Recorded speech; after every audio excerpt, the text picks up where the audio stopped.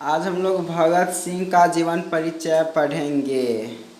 इसमें जीवन परिचय इनका हम लोग अच्छी तरह से पढ़ें, क्योंकि यह क्लास 12th के अलावा और हमारे कंपटीशन एग्ज़ाम में भी मदद करेंगे। इनका सबसे पहले जीवन परिचय में जन्म हुआ था 28 सितंबर 1907 को। शहादत शहादत मीन्स होता है मृत्यु, यानी कि जो भी क्रांतिकारी या डिफेंस के लोग जब डेथ होती है तो उसको मृत्यु ना कहकर शहीद कहते हैं या शहादत कहते हैं। तो उनका शहादत 23 मार्च 1931 को शाम 7:33 पर लाहौर षड्यंत्र केस में उनको फांसी दी गई। जन्म स्थान था बंगा चक्का, नंबर 105 ब्रांच, वर्तमान लायलपुर, जो कि अभी पाकिस्तान में है। पहले ये भारत में ही था, पाकिस्तान एक साथ था, तो जन्म यहीं पर हुआ था। उनका पैतृक गांव था खटकर कला, पंजाब, यानी कि उनका पैतृक गांव ये था। और उनका अर्थ सब स्वतंत्रता सेनानी थे, जैसे पिता और चाचा अजीत सिंह लाला लाजपत राय के सहयोगी थे। उनके जो पिता और चाचा दोनों लाला लाजपत राय के सहयोगी रहे। और छोटे चाचा स्वर्ण सिंह, छोटे चाचा का नाम स्वर्ण सिंह था। जेल में ही 1910 में निधन उनका हो गया। बड़े चाचा को देश त्यागी किए तो विदेश में मुक्ति संग्राम चलाया। उनके जो बड़े चाचा थे देश को त्याग कर यानी कि छोड़कर विदेश में गए तो वहाँ पर मुक्ति संग्राम चलाना स्टार्ट किए। भगत सिंह के शहादत के बाद उनके भाई कुलबीर सिंह एवं कुलतार सिंह को देवली कैंप में रखा गया। वहाँ जब उनकी शहादत हो गई तो उनके भाई कुलबीर सिंह एवं कुलतार सिंह देवली कैंप में रखा गया। 1946 तक वे रहे। पिता अनेक बार जेल गए उनके स्वतंत्रता के कारण, स्वतंत्रता सेनानी में लड़ाई के कारण। उनकी शिक्षा प्राइमरी 4 साल तक बांगा में ही हुआ, लेकिन वो डीएवी 9वीं तक पढ़े। नेशनल कॉलेज लाहौर में एफए बीए के दौरान पढ़ाई छोड़ी, तब सेना बने।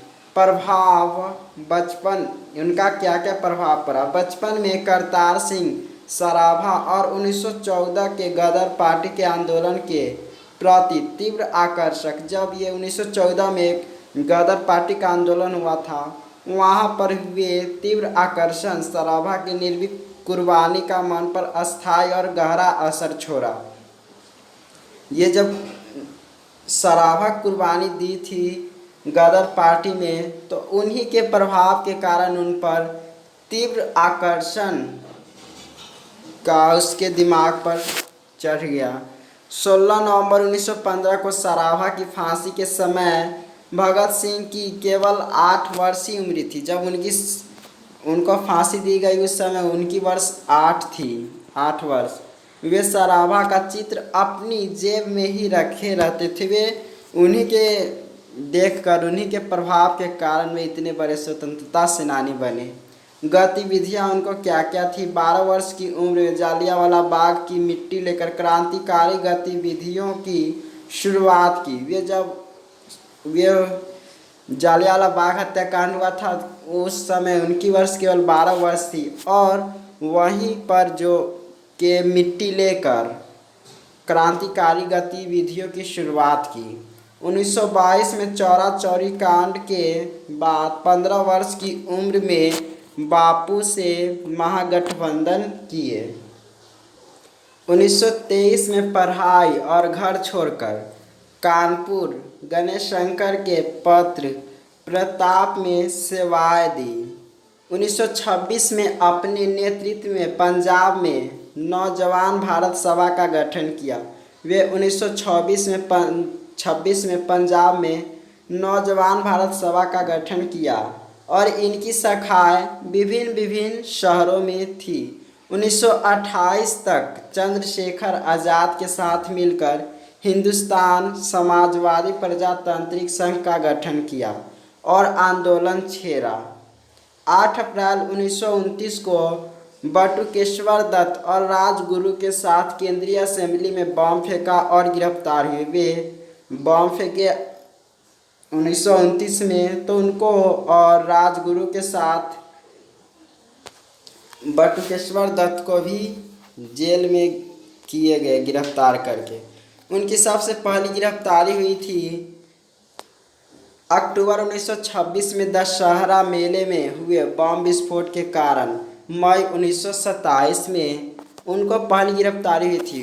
वे कुछ कुछ लिखते भी थे। उनकी कृतियां हैं जैसे पंजाब की भाषा तथा लिपि की समस्या, हिंदी में लिखे, जो 1924 में प्रकाशित हुई थी। उसके बाद है विश्व प्रेम, कलकत्ता के मतवाला में 1924 में ये भी लिखे थे, जो कि विश्व प्रेम नाम के लेख लिखे हैं। मैं नास्तिक क्यों हूँ 1930 से 1931 में ये लिखे हैं।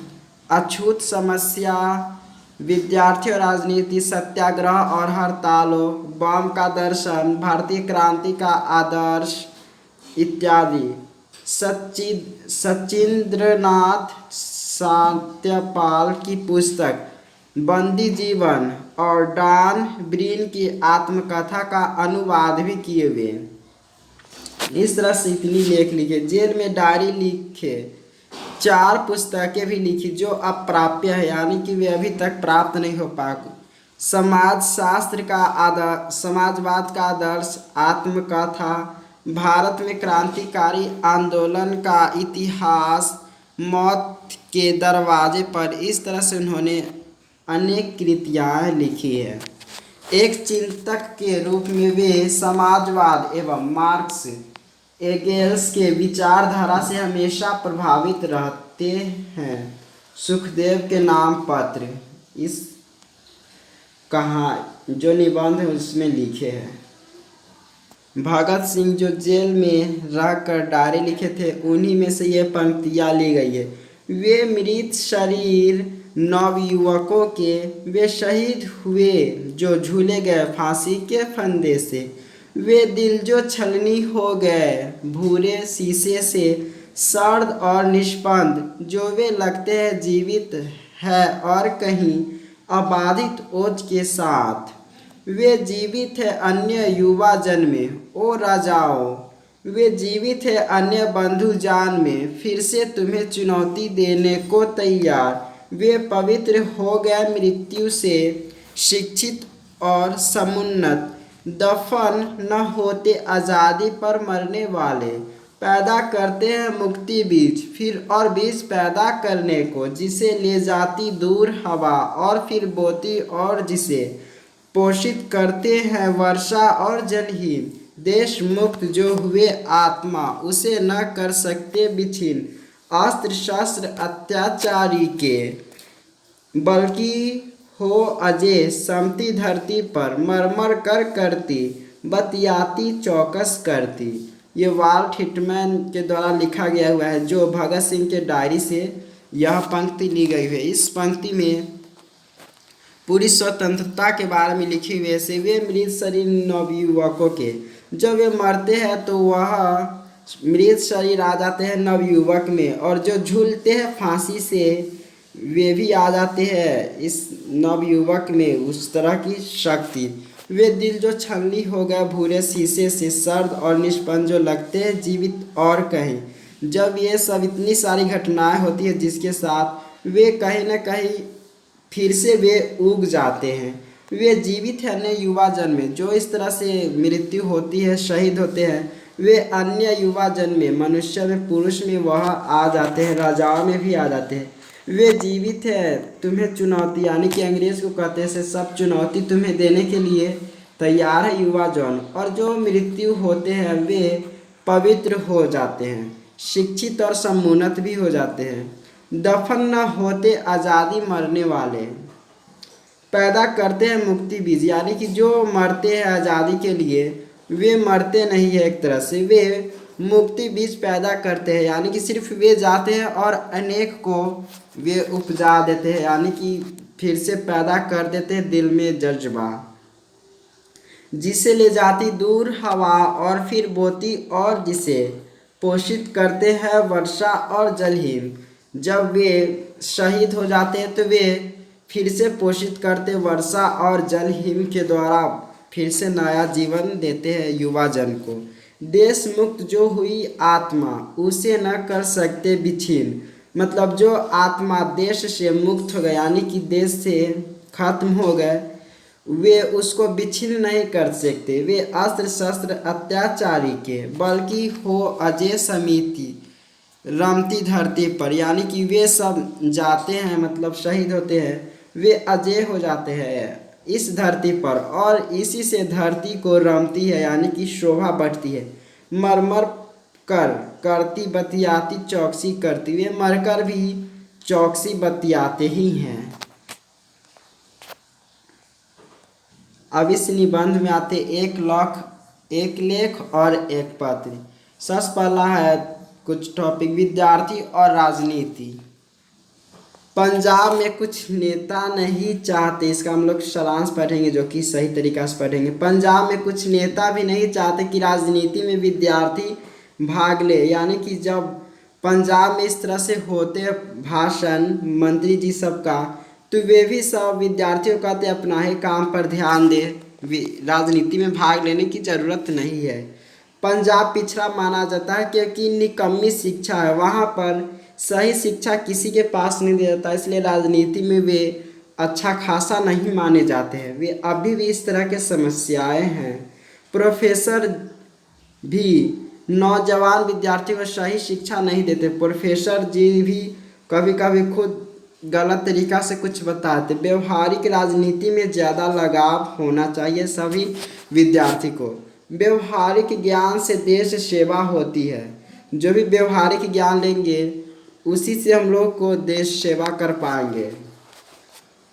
पढ़ाई पर ही घंटों न लगाते। 1919 में विद्यार्थी पर हुए घटना को नहीं भूल सकते। जब 1919 में हुए थे घटना, वे उनको कभी नहीं भूल सकते। वे विद्यार्थी राजनीति के बारे में भगत सिंह लिखते, ये सभी के बारे में जितनी अभी पढ़े हैं। उसके बाद सुखदेव के नाम पत्र, जब पत्र लिखते तो उसमें क्या क्या बात, सुखदेव जब भगत सिंह पत्र लिखते तो सुखदेव को क्या क्या बातें होती है वे सब इसमें दी हुई है। सबसे पहले कहते प्रिय भाई, पत्र लेखन में इस तरह को तो लिखना ही पड़ता है। बदली स्थिति अलग अलग प्रभाव डाले हैं। हमारी बात शहंशाही कुटिया में आत्महत्या के बारे में किए थे। ऐसे कार्य को कोई भी उचित नहीं मानता।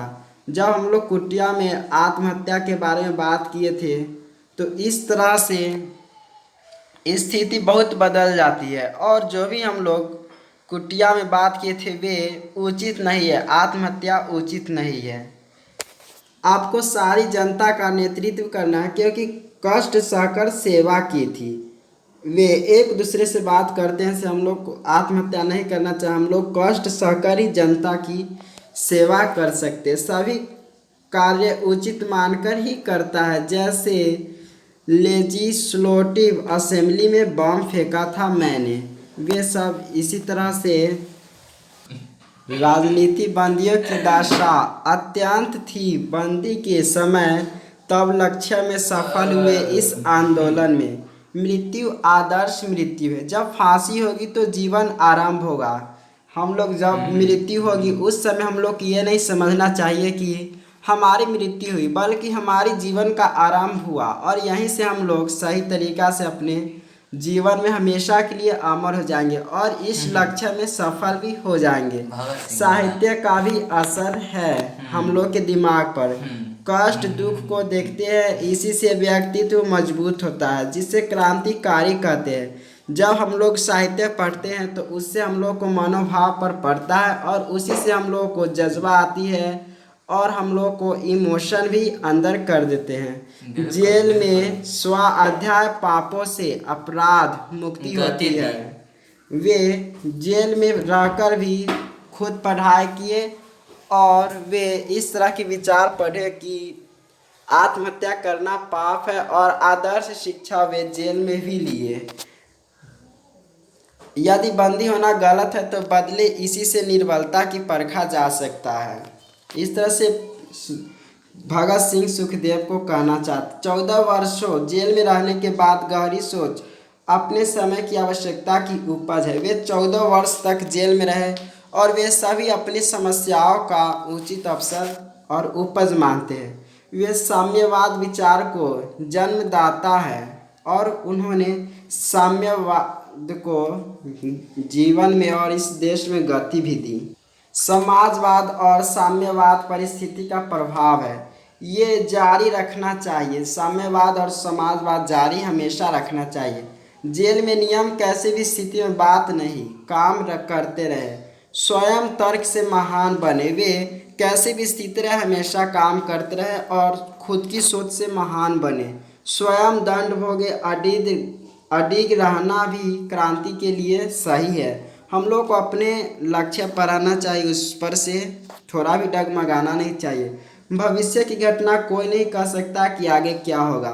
जैसे फैक्ट्री में बड़े विष रखा जाना चाहिए था, क्रांतिकारी को सेवा की। हमें जीवन और मृत्यु के विषय में भौतिकवादी रीतियों से ही सोचना चाहिए। जो भी सोचे भौतिकवादी रीति से सोचना चाहिए। अभी मैं लोगों का विचार की हृदय में लाना ठीक नहीं है, समझता मैं। जो लोगों का विचार है उस पर गलत उलट सोच करना बहुत खराब है। आशा है अनुमति देंगे कि मैं क्या सोचता हूँ। मेरा मृत्यु अटल विश्वास, यानी कि मेरा मृत्यु जरूर हो जाएगी, यह पूरी तरह से विश्वास है। मेरी इच्छा है कि मुक्ति का प्रस्ताव विश्वव्यापी हो। जब मैं मरूं उस समय मेरा पूरा विश्वव्यापी इस तरह से हो जाए, सम्मान पूर्ण हो। देश के भाग्य निर्णय लेने के लिए बलिदान देने ही पड़ेंगे। जब हम लोग को भाग्य के निर्णय लेंगे तो उसका बलिदान देना ही पड़ेगा। इच्छा है मैं और हमारी फांसियों से कुछ अमिट चिन्ह अंकित हो जाएंगे। इस तरह से इनकी एकदम बुलंद सोच थी भगत सिंह की। अगला दिन इसका प्रश्न उत्तर हम करेंगे। धन्यवाद।